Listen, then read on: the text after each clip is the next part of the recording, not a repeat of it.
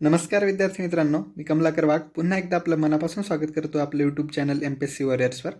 मित्रांनो, येणारी गट क पूर्व कंबाईन परीक्षा तसेच राज्यसेवा पूर्व आणि STI मुख्य या आगामी काळातील परीक्षा लक्षात घेता आपण इकॉनॉमी या विषयावर भर देणार आहोत आणि त्यासाठी आपण ही महत्त्वाची प्रश्नोत्तरांच्या स्वरूपात व्हिडिओ सिरीज सुरू केलेली आहे. त्यातील लेक्चरचा हा दुसरा भाग. मागील लेक्चरमध्ये आपण बँकिंग विषयक प्रश्नोत्तरे बघितले. या पार्टमध्ये आपण विविध प्रकारचे आयोग आणि समित्या यांवर प्रश्न बघणार आहोत. तर लेक्चरला उशीर न करता सुरुवात करूया. तत्पूर्वी एक महत्त्वाची विनंती, जर अजून आपण चॅनल लाईक किंवा सबस्क्राईब केलं नसेल तर कृपया सबस्क्राईब करा आणि नोटिफिकेशन बेल आयकॉन दाबायला विसरू नका, जेणेकरून आगामी व्हिडिओंचं आपल्याला नोटिफिकेशन मिळेल. तर पहिला प्रश्न पाहूया. खालीलपैकी कोणत्या समितीने प्राधान्य क्षेत्रासाठी कर्ज पुरवठा हा 40% 10% कमी करा अशी शिफारस केली होती? पर्याय दिले आहेत: स्वामीनाथन समिती, चेलैया समिती, नरसिंहम समिती आणि केळकर समिती. तर याचं योग्य उत्तर आहे नरसिंहम समिती, जी बँकिंग सुधारणांसंबंधित 1991मध्ये नियुक्त केली गेली होती. या समितीच्या प्रमुख शिफारसी होत्या त्या म्हणजे चतुस्तरीय बँकिंग व्यवस्था असावी, तसेच बँकांना शाखा उघडण्यासाठी जी परवाना पद्धत आवश्यक होती ते रद्द करण्यात यावे, तसंच वित्त मंत्रालय व RBI असे दुहेरी नियंत्रण बँकांवर नको, तर केवळ RBIकडे नियमनाचे कार्य दिले जावे असं नरसिंहम समितीने शिफारस केली होती. आणि अग्रक्रम क्षेत्र पुरवठ्याबाबत मुख्य शिफारस होती ती म्हणजे त्यांची पुनर्व्याख्या करण्यात यावी आणि त्यांवर 10% खर्च कमी केला कर्ज कमी दिलं जावं, ही मुख्य शिफारस होती अग्रक्रम क्षेत्र पुरवठा कर्ज पुरवठ्यासाठी. तर हे लक्षात ठेवा, नरसिंहम समिती 1991. पुढील प्रश्न पाहूयात. कर व्यवस्थापनाचे आधुनिकीकरण व कर रचनेचा पाया मजबूत करण्यासाठी 2002मध्ये भारत सरकारने कोणती समिती स्थापन केली? पर्याय दिले आहेत: केळकर समिती, नंतर BL मुनगेकर समिती, CD दाते समिती की राकेश मोहन समिती. तर याचं योग्य उत्तर आहे ते म्हणजे केळकर समिती. तर विजय केळकर यांच्या अध्यक्षतेखाली ही समिती नेमली गेली होती, जी प्रत्यक्ष आणि अप्रत्यक्ष करांसंबंधी होती. तसंच या समितीने ज्या शिफारसी केल्या त्यात होत्या की कर मर्यादा ह्या तीन स्तरीय असून ती द्विस्तरीय करावी.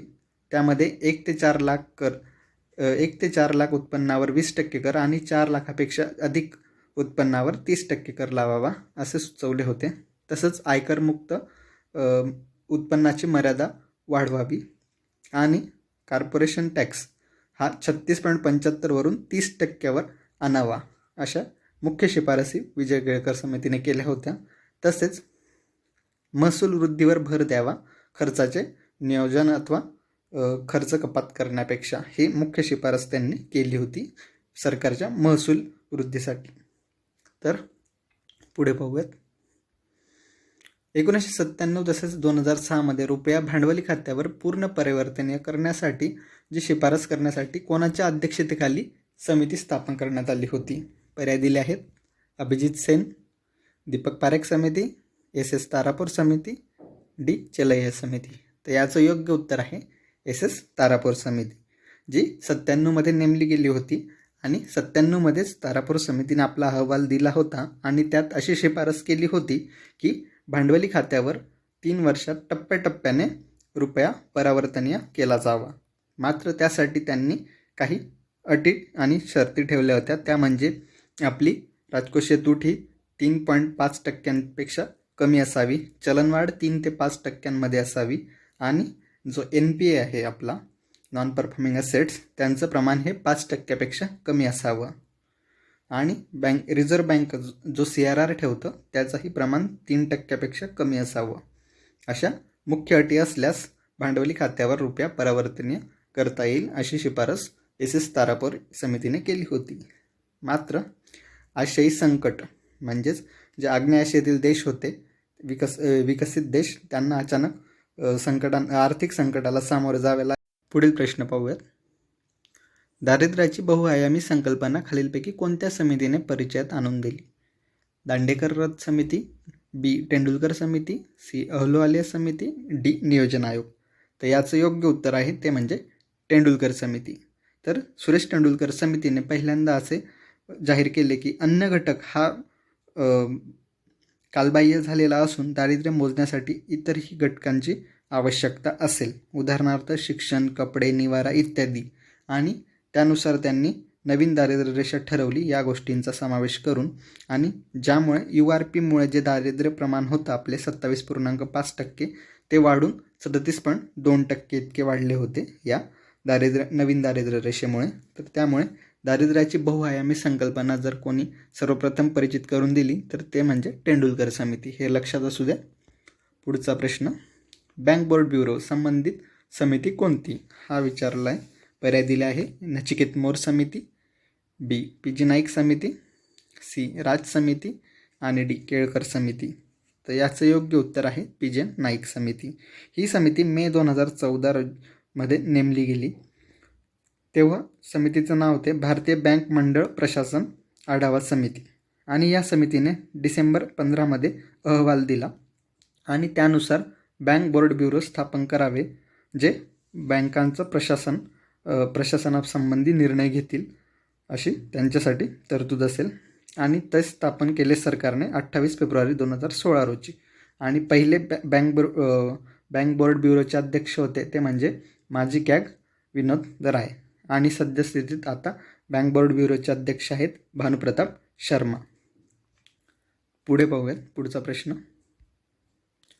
अग्रणी बँक योजनेचे परीक्षण करण्यासाठी कोणती समिती स्थापन करण्यात आली होती.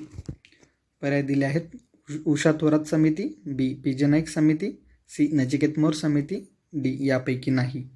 तर याचं योग्य उत्तर आहे उषा थोरात समिती. इसवी सन 2009 मध्ये उषा थोरात समिती उषा थोरात या RBIच्या डेप्युटी गव्हर्नर असताना त्यांच्या अध्यक्षतेखाली ही समितीने स्थापन करण्यात आली होती, ज्यामध्ये या समितीने शिफारस केली होती की अग्रणी बँक योजना ही सुरू ठेवावी आणि त्यामध्ये खाजगी बँकांनाही समाविष्ट करून घ्यावा व त्यांच्यावर अधिक जबाबदारी देण्यात यावी. तसेच ग्रामीण भागात किमान 2000 लोकसंख्या असलेल्या गावापर्यंत अग्रणी बँक योजना पोचली पाहिजे असं या समितीने शिफारस केली होती, हे लक्षात असू द्या. उषा थोरात समिती. पुढील प्रश्न पाहूयात. प्रश्न क्रमांक 7, चलन पुरवठा मोजमाप करण्यासाठी कोणती समिती होती. पर्याय दिला आहे YV रेड्डी समिती, बी नचिकेत मोर समिती, सी राज समिती, डी केळकर समिती. तर योग्य पर्याय आहे पर्याय क्रमांक ए YV रेड्डी समिती. ही डिसेंबर 1997 मध्ये नेमली गेली होती आणि जून 98 मध्ये या समितीने अहवाल दिला होता. त्यासाठी चलन पुरवठ्यांचं मोजमाप करण्यासाठी काही मानकं यांनी निश्चित करून दिले होते. त्यात ते बघूया आपण कोणते होते. तर पहिले मानक होते मौद्रिक सूचकांक, त्यानंतर होतं तरलता सूचकांक म्हणजेच लिक्विडिटी, आणि तिसरं होतं की 3 महिन्यांच्या परीक्षणानंतर पुढील निर्णय घेण्यात यावा चलन पुरवठ्याबाबतीत. अशा शिफारसी या YV रेड्डी समितीने केल्या होत्या, हे लक्षात असू द्या. पुढचं, आर्थिक समावेशकता समस्या हाताळण्यासाठी भारत सरकारने आर्थिक समावेशन समिती कोणाच्या अध्यक्षतेखाली 2006 मध्ये स्थापन केली होती.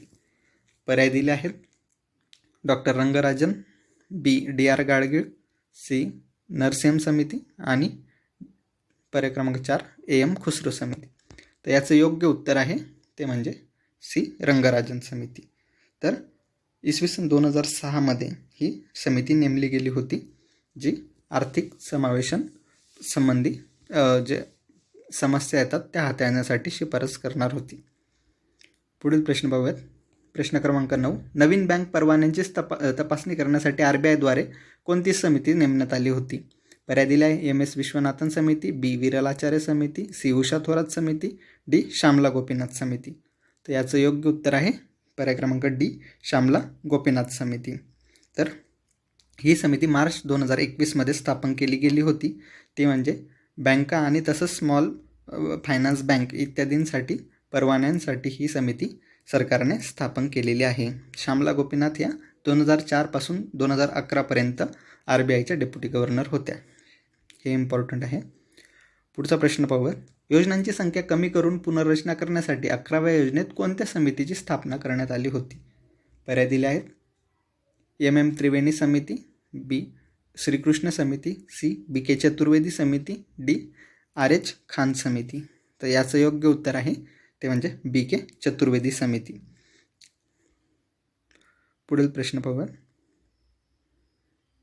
वास्तव तुटीच्या संकल्पनेचे योग्य अर्थबोधन होण्यासाठी राजकोषीय तूट संकल्पना योग्य असल्याची शिफारस कोणत्या समितीने केली होती? पर्याय क्रमांक 1 सुकमाळ चक्रवर्ती समिती, B SS तारापूर समिती, 3 केळकर समिती आणि शेनॉय समिती. तर योग्य उत्तर आहे याचं पर्याय क्रमांक 1 सुकमाळ चक्रवर्ती समिती. तर ही समिती बँकांना वाढत्या महागाईनुसार जो कॅश रिझर्व्ह ठेवावा लागतो त्याच्या समस्येला सामोरे जावं लागत होते महागाई वाढत असल्यामुळे. त्याच्यावर उपाययोजनेसाठी ही सुकमाळ चक्रवर्ती समिती 80च्या दशकात नेमली गेली होती आणि 85मध्ये त्यांनी आपला अहवाल सादर केलेला होता. तर त्याचा मुख्य हेतू होता महागाईमुक्त नियोजित विकास साधण्यासाठी शिफारसी सुचवणे. त्यासाठी आणि या समितीने राजकोषीय तूट संकल्पना ही योग्य असल्याचं शिफारस केली होती. पुढील प्रश्न पाहूया. प्रश्न क्रमांक 12 कोणत्या समितीच्या शिफारसीनुसार अग्रक्रम क्षेत्राची लक्ष्य निर्धारित करण्यात आली? पर्याय दिले आहेत MV नायर समिती, B CS स्मृती समिती, गाळगीळ कार्यगट आणि FS नरिमन समिती. तर याचं योग्य उत्तर आहे MV नायर समिती. तर 2011मध्ये MV नायर यांच्या शिफारसीनुसार RBIने अग्रक्रम क्षेत्राचे सुधारित लक्ष्य आणि वर्गीकरणाची मार्गदर्शक तत्त्वे प्रकाशित केली. तर हे लक्षात असू द्या, MV नायर समिती. पुढील प्रश्न सूक्ष्म विमा क्षेत्राच्या नियामक आराखड्याचे पुनरावलोकन करण्यासाठी सूक्ष्म विमा उत्पादनांची मागणी वाढवण्याबाबत उपाययोजनेसाठी IRDAIने कोणती समिती स्थापन केली होती? पर्याय आहे सुभाषचंद्र गर्ग समिती, B इंजेटी श्रीनिवास समिती, C सुरेश माथुर समिती आणि D नंदन निलकिनी समिती. तर याचं योग्य उत्तर आहे पर्याय क्रमांक C सुरेश माथुर समिती. तर या समितीने ही समिती नेमली गेली होती सूक्ष्म विमा क्षेत्राच्या आराखड्याचे पुनरावलोकन करण्यासाठी. पुढील प्रश्न आहे कोणत्या समितीच्या शिफारसीवरून त्रैवार्षिक व पंचवार्षिक परकीय व्यापार धोरण जाहीर होऊ लागले? पर्याय दिला आहे पर्याय क्रमांक A आबिद हुसेन समिती, B शेनॉय समिती, C MS विश्वनाथन समिती, D श्रीकृष्ण समिती. तर याचं योग्य उत्तर आहे पर्याय क्रमांक A आबिद हुसेन समिती. 1984मध्ये ही आबिद हुसेन समिती नेमण्यात आली होती. या समितीच्या प्रमुख शिफारसी होत्या की आर्थिक वाढ आधारित निर्यात असावी, तसंच दीर्घावधीचे व्यापारिक धोरण असावे आणि या समितीच्या शिफारसीनुसार पासबुक योजना सुरू करण्यात आली होती. आणि पहिले त्रैवार्षिक धोरण 1985 ते 88 या समितीच्या शिफारसीवरून लागू केले गेले होते. त्यानंतर 1988 ते 91 दुसरे त्रैवार्षिक धोरण आणि 1990 ते 1993 हे तिसरे त्रैवार्षिक धोरण याच समितीच्या शिफारसीवरून सरकारने घोषित केले होते. त्यानंतर 1992 नंतर हे धोरण पंचवार्षिक करण्यात आले होते. 92 ते 97, 97 ते 2002 आणि 2002 ते 7, तसंच 2004 ते 9, 2009 ते 14 आणि 2015 ते 20 अशा पद्धतीने आपण पंचवार्षिक धोरणं जाहीर केलेली आहे. पुढील प्रश्न कर्जविषयक सार्वजनिक रजिस्ट्रीची स्थापना करण्याची शिफारस या समितीद्वारे करण्यात आली होती. ते समितीचं नाव विचारलं आहे. पर्याय क्रमांक A YM देवस्थळे, B Abid Hussain, C Tarapur आणि D खान समिती. तर याचं योग्य उत्तर आहे ते म्हणजे YM देवस्थळे. ही समिती एप्रिल 2018मध्ये नेमण्यात आली होती. पब्लिक क्रेडिट रजिस्ट्री स्थापावी अशी शिफारस या समितीने केली होती आणि RBIने त्यावर पावले उचलून ह्या पब्लिक क्रेडिट रजिस्ट्रीची स्थापनासुद्धा केली आहे. अनेक प्रकरणं असे झालेले आहेत की ज्यामध्ये बँकांचे कर्ज बुडून अनेकांनी कर्ज बुडवले आहेत अथवा कर्ज बुडून परागंदा झालेले आहेत. तर त्यामुळे त्यावर उपाययोजना करण्यासाठी RBIने हे पाऊल उचललेले आहे, ते म्हणजे कर्जविषयक सार्वजनिक रजिस्ट्री स्थापन करण्याची, जेणेकरून ते कर्ज घेणाऱ्यांचे वर्गीकरण करू शकतील. त्यात पुढे पाहूया. बजेटमधील योजना खर्च व बिगर योजना खर्च हे वर्गीकरण बाद करण्याची शिफारस कोणत्या समितीने केली? पर्याय दिले आहेत रंगराजन समिती, B केळकर गारेगट, 3 उषा थोरात समिती आणि 4 वांछू समिती. तर याचं योग्य उत्तर आहे पर्याय क्रमांक 1 रंगराजन समिती. रंगराजन समितीने शिफारस केली होती की बजेटचा जो खर्च, योजना खर्च आणि बिगर योजना खर्च आहे हे वर्गीकरण बाद करा, जे कालबाह्य झाले. पुढचा प्रश्न 17वा. कोणत्या समितीच्या शिफारसीवरून विमा क्षेत्रांचे विनियंत्रण करण्यात आले? पर्याय दिलाय आर.एन. मल्होत्रा वित्त सुधारणा समिती, 2 विमल जालान समिती, 3 रंगराजन वित्त सुधारणा समिती आणि 4 नरसिंह समिती. तर याचं योग्य उत्तर आहे पर्याय क्रमांक 1 आर.एन. मल्होत्रा समिती. यानुसार विमा क्षेत्राचं विनियंत्रण करण्यात आले आणि खाजगी क्षेत्रासाठीही विमा क्षेत्र खुले करण्यात आले. पुढचा प्रश्न. भारताच्या पहिल्या पंचवार्षिक योजनेचा आराखडा तयार करत असताना संपत्तीच्या वाटपातील विषमता नष्ट करण्याच्या दृष्टीने कमाल जमीन धारणेवर मर्यादा घालणे आवश्यक आहे असे प्रतिपादन यांनी केले होते. त्यांचं नाव विचारलंय. पहिलं पी.सी. महालनोबिस, 2 धनंजय गाडगीळ, 3 गुलझारीलाल नंदा आणि 4 लालबहादूर शास्त्री. तर याचं योग्य उत्तर आहे पर्याय क्रमांक 2 धनंजयराव गाडगीळ, जे समाजवादी विचारसरणीचे नेते होते आणि तसेच अर्थतज्ज्ञ होते प्रसिद्ध. तर त्यांनी हे कमाल जमीन धारणेवर मर्यादा घालणे हे सुचवले होते पहिल्या पंचवार्षिक योजनेच्या वेळेस. त्यावेळेस गुलझारीलाल नंदा हे नियोजन आयोगाचे उपाध्यक्ष होते, लक्षात असू द्या. पुढचा प्रश्न 19वा. खालीलपैकी कोणत्या समितीने उद्योगात लघु उद्योगासाठी वस्तू राखीव ठेवणे बंद करण्याची शिफारस केली होती? पर्याय दिलाय आबिद हुसेन समिती, नरसिंह समिती, नायक समिती आणि राकेश मोहन समिती. तर याचं योग्य उत्तर आहे पर्याय क्रमांक ए आबिद हुसेन समिती. या समितीने लघु उद्योगासाठी वस्तू राखीव ठेवणे हे बंद केले जावे अशी शिफारस केली होती. तसंच आबिद हुसेन ही आपल्याला व्यापाराशी निगडीत समिती आहे, हे लक्षात येईल. पुढचा प्रश्न पाहूया. विधाने दिली आहेत. 1969 सुबिमल दत्त यांच्या या समितीच्या शिफारसीनुसार MRTP कायदा करण्यात आला. दुसरं विधान. कायद्याचा मुख्य उद्देश हा होता की आर्थिक शक्तीचे केंद्रीकरण टाळणे व व्यापारातील बंधने दूर करणे. आणि 100 कोटीपेक्षा जास्त भांडवल असलेल्या उद्योगांना परवानगी घेणे बंधनकारक करण्यात आले. तर पर्याय दिले आहेत. योग्य विधान ओळखायचे. पर्याय क्रमांक 1 मध्ये अ आणि ब, दुसऱ्यात फक्त ब, तिसऱ्यात ब आणि क आणि चौथ्या पर्याय आहे अ ब क. तर यातील योग्य विधान आहे ते म्हणजे पर्याय क्रमांक 4 अ ब क. तीनही विधाने योग्य आहेत. 69 हा MRTP मोनोपॉलिटिक रेस्ट्रिक्टिव्ह ट्रेड प्रॅक्टिसेस म्हणजे तर हा कायदा सुबिमल दत्त समितीच्या शिफारसीनुसार केला गेला होता. आर्थिक शक्तींचे विकेंद्रीकरण टाळणे आणि 100 कोटीपेक्षा जास्त भांडवल असलेल्या उद्योगांना परवानगी घेणे बंधनकारक या कायद्यानुसार करण्यात आले होते. तर आजच्या लेक्चरमध्ये आपण इथंच थांबूयात. लवकरच भेटू पुढच्या लेक्चरमध्ये. तोपर्यंत धन्यवाद.